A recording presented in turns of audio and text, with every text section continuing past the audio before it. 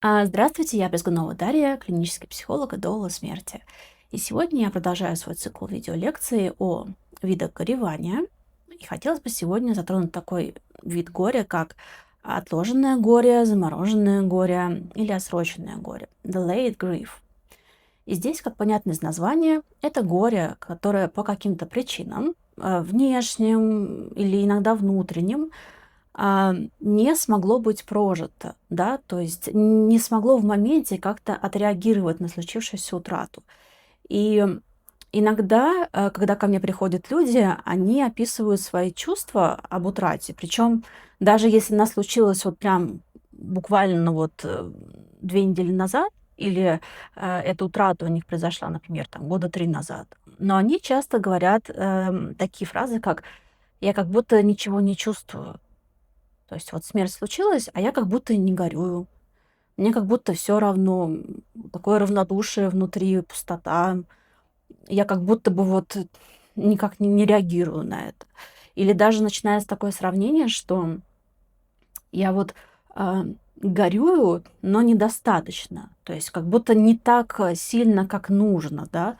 И вот здесь вот именно та самая история, когда мы можем говорить про замороженное горе, да. То есть когда, внутри наше горе, оно никак вот не выразилось, а как будто бы в моменте этой утраты запечаталось в такую коробочку, заморозилось и где-то далеко-далеко прям вот так вот сжалось. То есть реакции этого горя не случилось. И в каких случаях, да, мы можем наблюдать именно такой кейс, когда наше горе вдруг стало замороженным? Ну, во-первых, это история про какие-то осложненные утраты, да, то есть, к сожалению, не всегда смерть происходит естественным путем, иногда это происходит в результате ам, каких-то насильственных действий, то есть, ну, вот каких-то сложных обстоятельствах, часто даже каких-то криминальных, да. И когда близким приходится, например, не только осознавать в моменте, да, сталкиваться с этой сложной утратой, но еще проходить всякие такие сложные, выматывающие процедуры, там, участвовать в опознании тел, да, участвовать в каком-то расследовании, да, может быть, какие-то показания давать. И, естественно, это в целом очень такая сложная комбинация, когда наша психика буквально запускает эту реакцию, что все, вот сейчас у нас нет ресурса на это горевание. И часто, например, горюющие люди, они описывают, что они вот участвовали во всех этих вот эмоционально сложных ритуалах, да, по опознанию и так далее, но они как будто бы это все наблюдают как вот такой страшный эпизод из фильма. То есть такой немножко диссоциация такая включается, то, что да, вот я везде хожу, что-то там с кем-то говорю, но при этом вообще ничего не чувствую. Вот, то есть такое как будто бы от третьего лица. Вот, так что это та самая защитная реакция. Следующая история, в которой мы можем столкнуться с отложенным гореванием. Это когда речь идет, например, про множественные потери, множественную утрату. То есть, когда уходит из жизни не один человек, близкий, родной, а мы теряем сразу всю семью. То есть в одночасье, например, в результате автокатастроф, авиакатастроф, каких-то военных действий, каких-то катаклизмов, да, то есть что-то такое случилось, и за короткий промежуток времени у нас происходит несколько утрат. И таких вот тоже вот часто еще и неожиданных. Вот тогда, опять же, наступает эта реакция заморозки. То есть, чтобы не сойти с ума, буквально, да, ам, человек теряет эту возможность переживать горе в моменте. Оно становится замороженным. Как я уже упомянула, опять же, ситуация внезапных смертей. То есть вообще, на самом деле, достаточно сложно называть смерть внезапной, да, то есть, но, как я вот рассказывала в видео про предвосхищающее горевание, внезапная смерть, она отличается тем, что это смерть, которую вот вообще никак никто не ожидал. Внезапная, скоропостижная, особенно если это какой-то молодой человек, да, то есть вот вы с ним буквально там с утра разговаривали, беседовали, обсуждали какие-то планы, а вечером вдруг внезапно вам приходит новость, что что-то случилось, несчастный случай, что-то еще. И человек, все, то есть его больше нет. И здесь Как правило, вместе с отсутствием вот этой реакции горевания есть еще реакция шока на это событие, что тоже для этой ситуации естественно. Следующая, история — это когда, скажем так, случилась утрата кого-то очень-очень-очень важного, да, то есть очень близкого человека, которого мы очень любим. М, Очень часто это такие, знаете, вот браки один раз на всю жизнь по любви, когда двое людей действительно жили и любили друг друга всю жизнь. Ам, и когда один из таких людей вдруг умирает, даже если это там, например, все равно пожилая пара, да, такого почтенного возраста. То есть чем больше мы кого-то любим, тем больше мы будем страдать и переживать. И когда наша утрата такой вот невообразимой важности для нас, наша психика, она как будто бы предчувствуя это, то есть мы понимаем, что вот, ну, мы никак не вынесем этого. То есть это просто буквально убьет нас. Вот в такие моменты может наступить вот это вот внезапная заморозка всех чувств. То есть и поэтому, опять же, я это расскажу, то, что особенно часто в таких историях люди начинают мучиться чувством вины, что они же прекрасно понимают, что они любили больше всего этого человека, но в моменте просто пустота, просто вакуум чувств. И следующая причина, она скорее является больше такой внутренней, вот, то есть это больше про внутренние обстоятельства.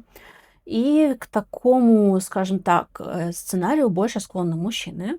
М, Просто, скажем так, исходя из исторического социального такого сценария, социальной роли, да, то есть когда случается какая-то утрата, и в моменте человек себе как бы вот, м, ну, скажем так, он не может позволить как-то выразить свои чувства, да, то есть на публике как-то вообще кому-то, как будто бы обстоятельства не позволяют это сделать, да, то есть достаточно часто такое вот отложенное горе, например, у мужчин, ну, кстати, у женщин тоже, оно может переходить в запрещенное. То есть когда становится такой полный запрет на горевание, что вот не время, нет возможности, нужно быть сильным и так далее.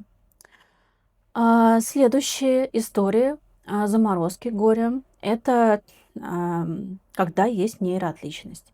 Вот, то есть, опять же, скажем так, в целом нейроотличность, она достаточно часто проявляется по-разному. Иногда, ну, скажем так, немножко как будто бы социально не так, как принято, но это просто особенности функционирования мозга. И очень часто у людей в аутистическом спектре у них бывает такое, что в моменте они вот никак не выражают горевания, и как будто бы внутри тоже достаточно сложно как-то ощутить вот это вот, что я там чувствую, мне больно или не больно. Ну, то есть это в целом связано с невозможностью очень часто людей в спектре в целом распознать свои эмоции и как-то их интерпретировать. Вот, то есть, как правило, эти чувства, они тоже остаются несколько загадкой для самих людей. Вот, но это не значит, что люди в спектре ничего не чувствуют, не способны переживать, им не хватает эмпатии, что-то еще. Нет, просто это первично, скажем так, в группе риска по отложенному гореванию очень часто так происходит. То есть здесь вообще фазы горевания, они нелинейны. Следующее, это проявление заморозки у различного возраста, да, то есть у детей и у людей такого почтенного возраста реакция на горе может быть, скажем, сильно отложенной. То есть ребенок может в целом не понимать, как-то вот не так реагировать, то есть он может даже как-то смеяться или просить подтвердить, что все-таки, например, бабушка умерла, да, что какие доказательства, или опять же, в зависимости от возраста ребенок может ожидать, что вот как бы бабушка скоро вернется, потому что концепция смерти не у всех детей разного возраста она одинакова. То есть дети, они могут по-разному реагировать. Так же, как пожилые люди, тоже в силу возраста, они могут не сразу как-то почувствовать в себе, что вот есть какое-то переживание. Но опять же, у всех по-разному. Просто возрастные особенности, они всегда влияют на любые наши какие-то чувства и способность как-то реагировать.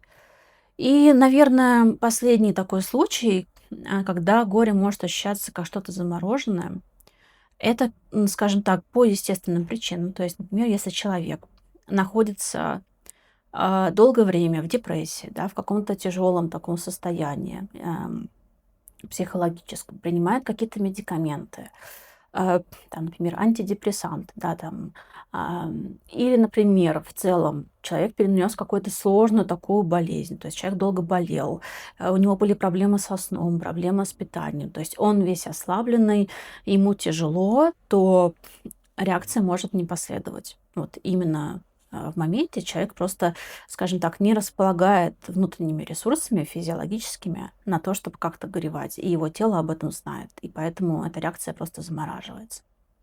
Вот. А, Если мы говорим про отложенное горевание, то здесь отложенное горевание очень часто идет рука об руку с чувством вины.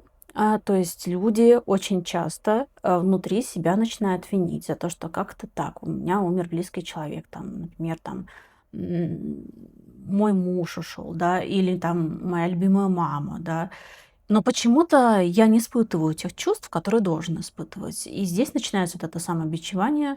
А что со мной не так? А почему? А вдруг что получается? Если я не горюю сразу, значит, я и не любил никого, мне не важно. То есть здесь очень сложно такие переживания, особенно если вдруг появляется какая-то сторонняя оценка, да, то есть бывает такое, что окружающие люди, я их называю полицией скорби, они могут как-то вас упрекнуть, что вот в моменте вы что-то как-то недостаточно горюете, вот нет какой-то экспрессии. Вот, и здесь нужно очень четко помнить, что ваша реакция на горе, она абсолютно естественна. То есть если вдруг в моменте вы ощущаете, что как будто вот эмоций ноль, это лишь говорит о том, что у вас запустилась вот эта защитная реакция. То есть ваше тело вас буквально защищает от того, чтобы вы просто не сошли с ума. То есть ваше тело понимает, что сейчас у вас на какие-либо реакции просто нет ресурса. Либо вы не сможете, скажем так, с этим справиться. Это нанесет вам какой-то очень сильный вред. То есть здесь нужно помнить, что, во-первых, вы это не контролируете, во-вторых, это абсолютно нормально. Вот. Что еще можно добавить про реакцию на горе, которая у нас, скажем так, отложена? Здесь такой очень логичный вопрос, собственно, а когда мы можем считать, что у нас реакция именно, скажем так, заморозилась?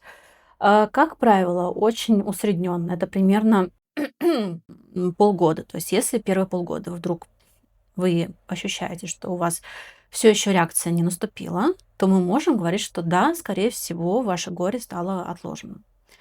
Вот, здесь опять же не стоит как-то мериться, да, то есть в научных каких-то исследованиях такая информация, что иногда отложенное горевание, оно длится годами. Иногда известны случаи, что и десятилетиями. То есть здесь, опять же, все зависит от ваших каких-то индивидуальных особенностей, да, вашей психики, ваших жизненных каких-то обстоятельств, обстоятельств вашей утраты и, ну, то есть множество компонентов. Опять же, ни один из случаев не является плохим или хорошим. То есть это просто отдельная частная история, ваша уникальная история вашей утраты. Что мы можем еще сказать? Как вообще можно различить, что вот мое горе именно отложено? Во-первых, как я уже говорила, это ощущение, что как будто я не испытываю горевания в нужной мере, да, то есть как будто бы равнодушие, то есть такое чувство пустоты, отсутствие каких-то реакций. А, Во-вторых, может появиться реакция, ну, скажем так, избегания. Вы можете избегать каких-то разговоров, вы можете избегать каких-то, может быть, мест, которые у вас связаны с этим человеком. Ам, Можете как-то стараться не упоминать, да, стараться не встречаться с теми людьми, которые вас ассоциируют с этим человеком. То есть есть вот это вот немножко как будто бы избегание, опять же, часто неосознаваемое. Следующее, наверное, такой самый яркий маркер и ответ на вопрос, а может ли как-то это отложенное горе все-таки выплеснуться наружу? Да, это как раз главная история про замороженное горе, когда, например, вы можете слушать какую-то песню, вашу песню с этим человеком, да, которую когда-то слышали. А вы можете смотреть какой-то фильм, и в этом фильме будет сцена, например, там похорон или какой-то такой вот утраты, то есть прям визуально вы будете это видеть.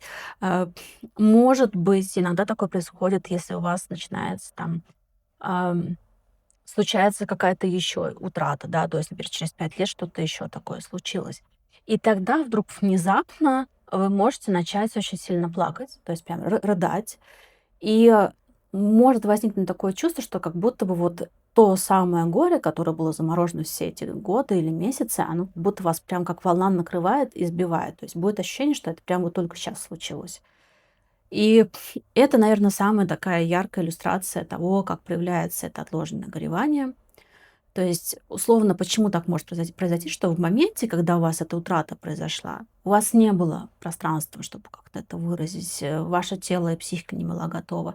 А в какой-то момент, как будто бы, когда вот эта вот возможность появилась, дать силу этому горю, да, выразить его максимально, проплакаться, вот тогда оно наступает. И да, такое может быть там через много-много лет. А, Что еще? Ну вот я, например, часто еще наблюдаю насчет отложенного горевания, что часто бывает, что, например, человек спустя какое-то количество времени вдруг находит, например, старого кота какого-нибудь, котенка, да. И, например, этому коту, он себя уже очень плохо чувствует, ему уже нужно прям вот как-то помогать буквально доживать последние котовьи жизни. И очень часто у людей вот это горе запускается. И некоторые могут рассказать, что вот как будто бы вот этот кот, это и есть вот как будто бы вот мой папа. То есть как будто начинается даже утрата не по самому вот этому комочку шерстяному, а по тому человеку, который когда-то там умер, ушел из жизни, но отгоревать вот только сейчас может. То есть как будто вот так символически это происходит. Вот, и здесь тоже нет ничего в этом страшного, нет ничего противоестественного. То есть у горя есть множество сценариев. И если вдруг у вас получилось все-таки как-то дать пространство своим чувствам, своим эмоциям, то это всегда имеет место быть. То есть здесь не стоит себя ни в чем винить. У горя нет какого-то срока давности, поэтому отложенное, замороженное горе тоже является, скажем так, вариантом нормы, который иногда требует помощи, например, доулы или психотерапевта или психолога, кого-то помогающего. Спасибо всем большое. Если вдруг вы чувствуете какую-то необходимость обсудить свою утрату или вам было знакомо то, что я сейчас рассказывала, как-то вам откликнулось, вы всегда можете написать мне. Контакты есть в описании видео. Спасибо.